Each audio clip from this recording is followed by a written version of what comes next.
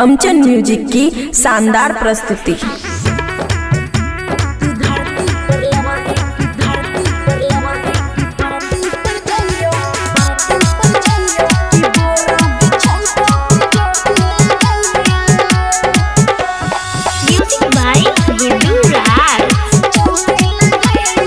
खुशी recording studio बलुआहा। तू धरती पर लबही की परती पर जइयो, कि बोरा बिछाइयो कि चौकी लगाइयो। बोल तू धरती पर लबही की परती पर जइयो, कि बोरा बिछाइयो कि चौकी लगाइयो। मजा भर दम आई दे बोरे तोरा, मजा भर दम आई दे बोरे तोरा। बोले ते मचान पर जाजिम बिछाइयो, तू धरती पर लबही की परती पर जइयो, कि बोरा बिछाइबो कि चौकी लगाइयो।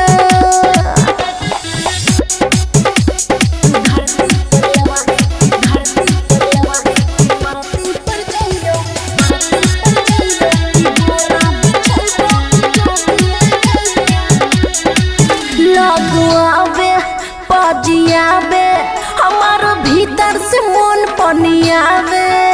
रे सुन मार किस रे लेन किस रे, कैसे के दहिया में दहिया सटावे।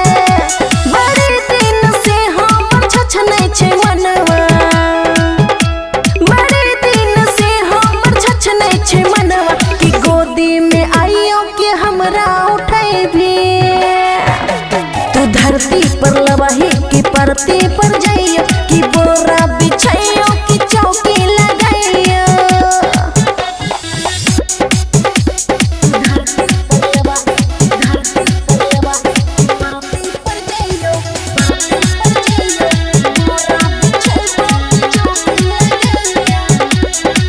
सुने रे यरवा धले ने गलवा, आवे ने चुइसले होठ के ललवा।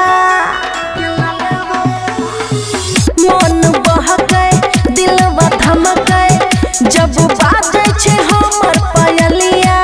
हे रे मनवा की गुन को दे पैया, हे रे मनवा की गुन को दे पैया। कि हमें सुतबो नीचा तू ऊपर रही है, तू धरती पर लबही की परती पर जइयो, कि बोरा बिछाइबो कि चौकी लगाइयो।